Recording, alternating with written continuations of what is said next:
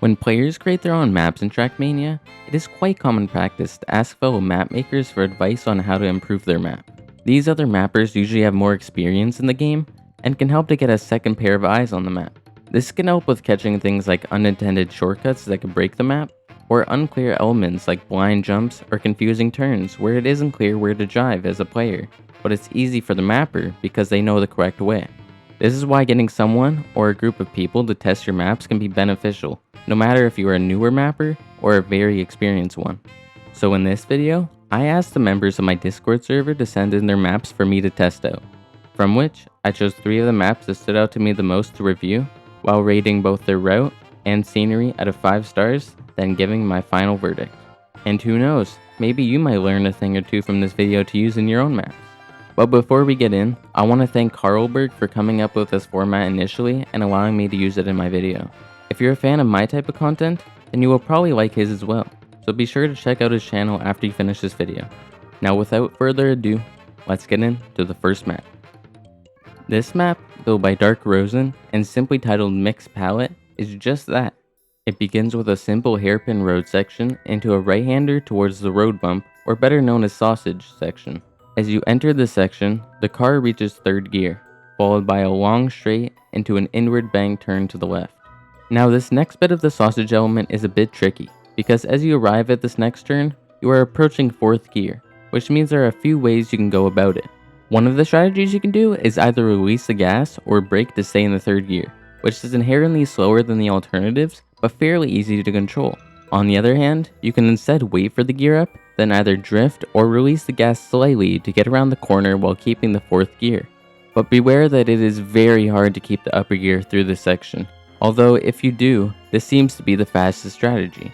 Then for this next part, you have to quickly initiate a drift through this uphill section because there's not a lot of space to work with.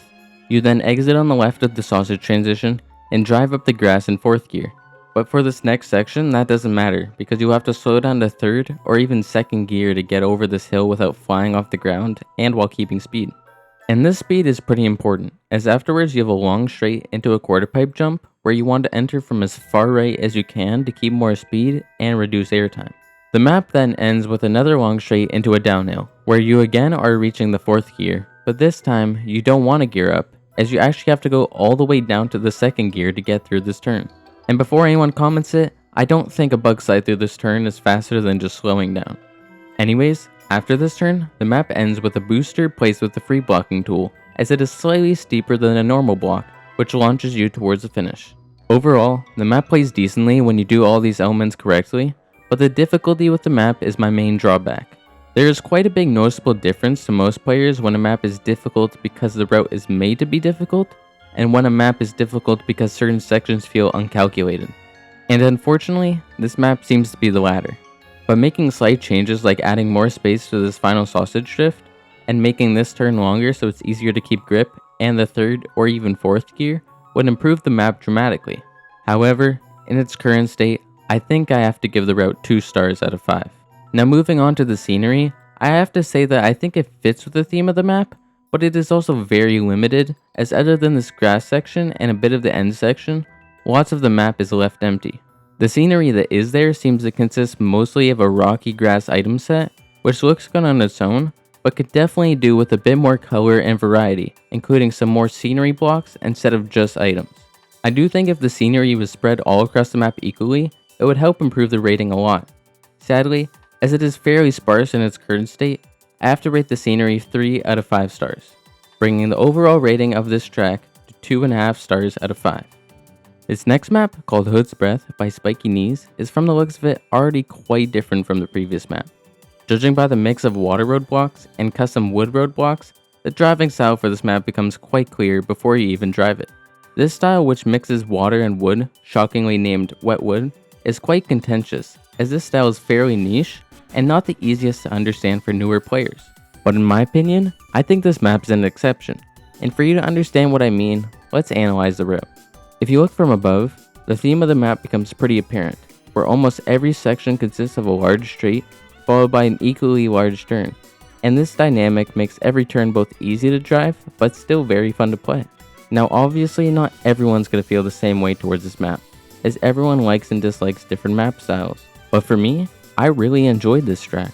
However, I think it's too simple to be 5-star worthy. And although it's very close to that mark, I'm gonna have to give it a rating of 4 stars for the route. And for the scenery, despite the fact that it is also very simple, I think the simplicity of the scenery works very well alongside the simplicity of the route. It provides a lot of contrast with the bright snow blocks, while also mixing white trees with green trees to provide even more contrasting elements.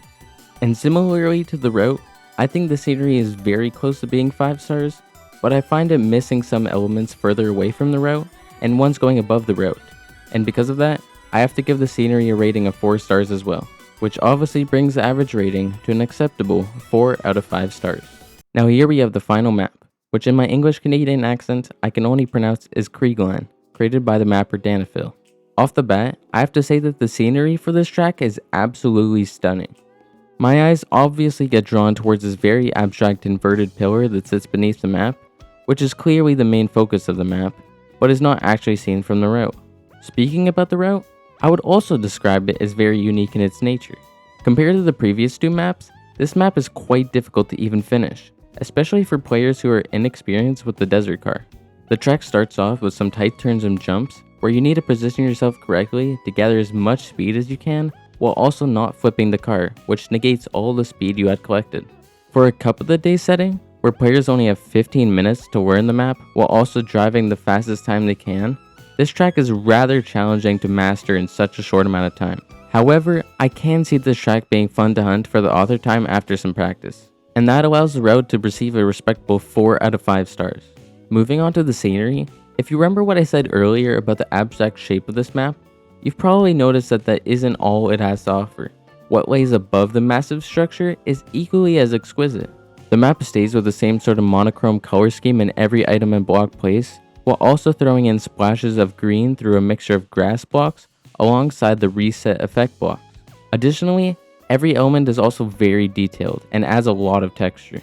All of that, as well as having a combination of close and far scenery and scenery going above the route, makes the decision very easy for me to give this map 5 out of 5 stars in the scenery department, bringing the total up to 4.5 out of 5 stars. After seeing a wide assortment of different mapping styles from a diverse group of mappers, I hope there were some things that you noticed in these tracks that you can use to improve your own maps in the future.